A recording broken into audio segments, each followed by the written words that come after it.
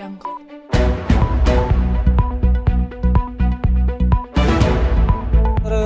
हमारा घर था सिसई के गाँव, जो कि काफ़ी दिन से खस्ता घर हो गया था। तो टूटने की वजह से हमारी जो मम्मी है वो नानक माता गुरुद्वारा में ड्यूटी करती है और हम रुद्रपुर ड्यूटी करते हैं। उसके टूटने की वजह से हमने जितना घर का सामान था उठा के नानक माता गुरुद्वारा में कमरे में शिफ्ट कर दिया। उसके बाद वो ज़मीन जो खाली काफ़ी दिन से पड़ी रही, तो हम आते जाते थे, देख भी जाते थे, और जो हमारे मोहल्ले वाले उनसे बातचीत कर जाते थे, वही खाली पड़ी है, घूमने आते थे। ये नहीं हमने खाली जगह छोड़ दी। आज हमारे पास पैसे आए हैं, कुछ हमने काम किया, बाहर भी किया है, गुरुद्वारे में ड्यूटी कर रहे हैं, हमारी मम्मी भी कमा रही है, तो कुछ पैसे आने के आए तो हमने सोचा क्यों ना हो अपना घर बना लिया जाए। हमने एक पाइप वगैरह लिए, तो टीन शेड हमने डालने की सोची वहाँ।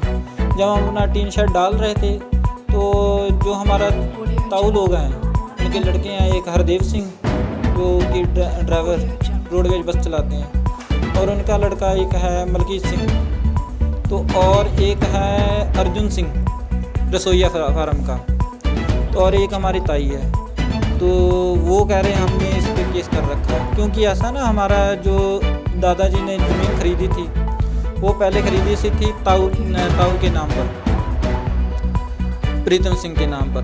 तो उसके कुछ समय बीतने के बाद सन 80 में अपने दादाजी ने खरीदी थी, और 95 में हमारे दादाजी ने बंटवारा करवा दिया था उसका ज़मीन का, क्योंकि वहाँ थारू लैंड ज़्यादा है ज़मीन। हमारी जो घर की ज़मीन भी थी वो भी थारू लैंड थी।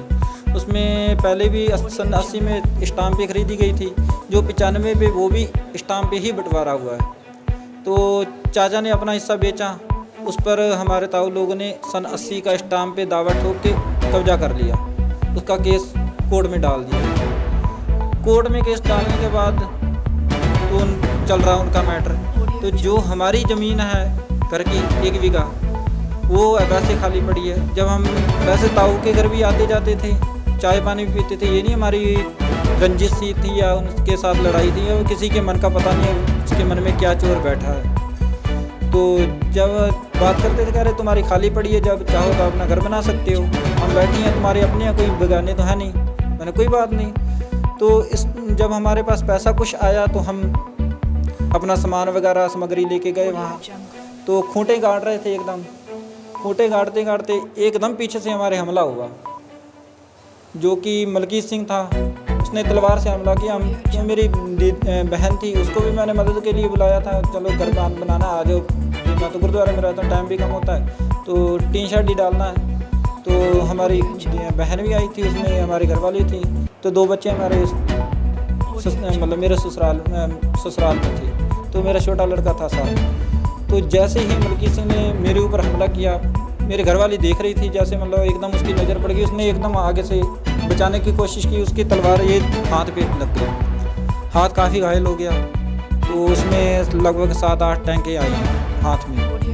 तो उधर से एकदम हरदेव सिंह ने आके मेरी घरवाली के ऊपर हमला कर दिया, जो कि सर में तलवार मारी, उसमें 4-5 टैंके आई हैं सर में, काफ़ी गहरी चोट लगी, जो कि अभी बहुत ही ज़्यादा सीरियस में। आज 3 दिन हो गए समय ये नेहरू हॉस्पिटल में। पहले जैसे ही उन्होंने हमला किया तो एकदम अफड़ा तफड़ी मच गई, हमने भी अपना बचाव किया, समझ नहीं आई क्या बात क्या नहीं।